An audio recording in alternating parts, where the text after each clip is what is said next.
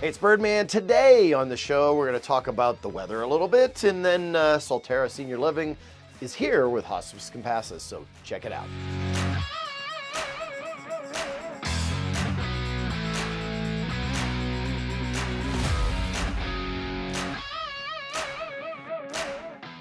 Hey, it's Birdman time for the Arizona White Mountain Podcast, Community Shout. It's another beautiful day in the White Mountains, and yes, we're skipping spring again for a little while, going right to summer, but don't worry, winter will be back next week. So there's that.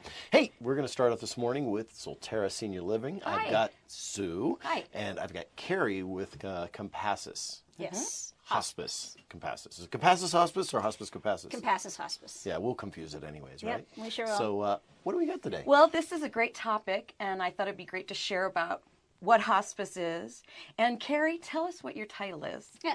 My title is Hospice Care Consultant, but what I do is I provide information to our healthcare providers, our administration of our facilities, and our agencies with information that they can then take to our community members and allow them to make decisions based on, who they want to come in to support them in their home as they age. Okay. So what is hospice then, really? What does it mean when someone's on hospice? Well, it means that they have come to a point in their journey where they are either no longer seeking aggressive treatments, like the kidney dialysis, radiation, chemotherapy, those kinds of things, or their healthcare provider has told them that there's not much more that can be done. And then that's when they call us in to help support and manage their symptoms.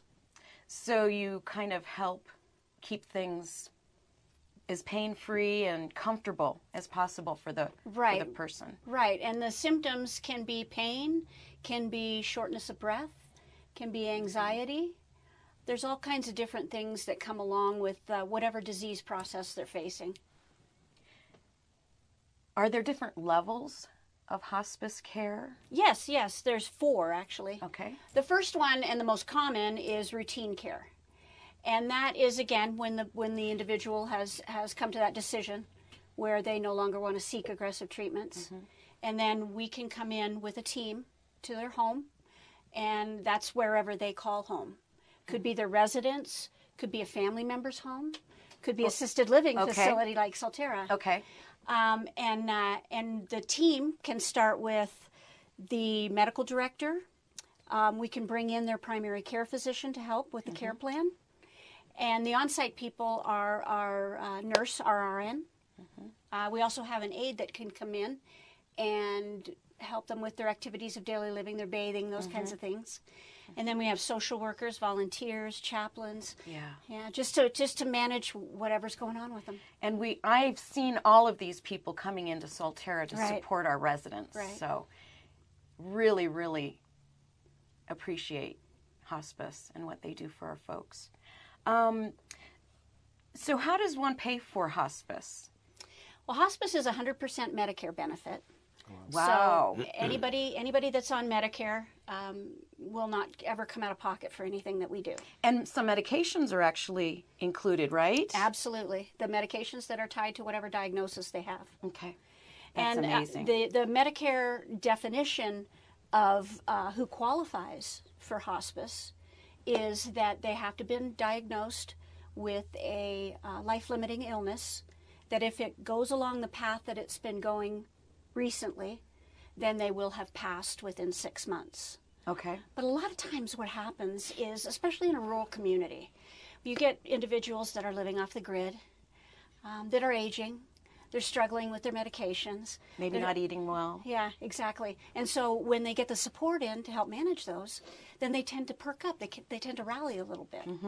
So hospice can actually help to further their lifespan. Awesome. In a lot of so respects. they can be on it and then be too healthy to be on Absolutely. it at some point. Yep, we've had quite a few people graduate. So speaking of levels, what actually is palliative care? Palliative care it's a great program. It is there, the palliative team is there when a person is still seeking the aggressive treatments, but needs help managing the symptoms. Okay. So so the pain, the shortness of breath, those kinds of things. And then once the individual has come to the place where they've decided that either they don't want to seek the aggressive treatments anymore, or their provider has told them that there's not much more that they can do, then that's when they transition into the hospice. Okay. Wow. Yeah. You want me to go back on the other levels of care? Yes. Okay. That would be good. All right.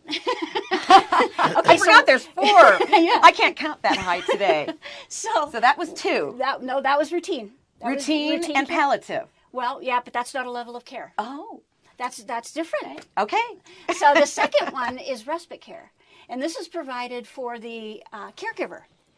Because, although we're in there supporting the family and the patient, we're not 24 hours a day. So there does have to be a primary caregiver there. Okay. And so this is provided so that the primary caregiver can have a little rest, decompress a little bit. Take a break. Go to a wedding out of state. Get a little bit of their life back. Is that like a week or 2? It's 5 days. Up to 5 days. Okay. Yep. And we can place the individual in a contracted facility where they've got 24-hour care so that the caregiver doesn't have to worry. And that could even be at Solterra. We have to have an RN involved. Full time. Okay. So, okay. So in that, So that would be no. yeah. On the mountain we have the Haven Health Group, and then White Mountain Regional over in Springerville. Okay. The third one is called General Inpatient, and this one is when, or if, in the home setting, the symptoms that the individual is having are becoming unmanaged or out of control. And so, again, we can pull them out of the home, place them in a contracted facility where there's a provider 24 hours a day that can do things like tweak medications, get those symptoms back managed, so then we can transport them back home. Okay. The fourth one is also about symptoms not being able to be managed in the home, but this one is for if the individual either won't or for some reason can't be transported to a facility, then we can come in 24 hours a day and get those symptoms managed and get the individual comforted again. I've learned so much. Wow. Is there anything else you would like to share that is important to you? Maybe, well, I don't know. We went over the insurances. It is 100% Medicare benefit. Okay.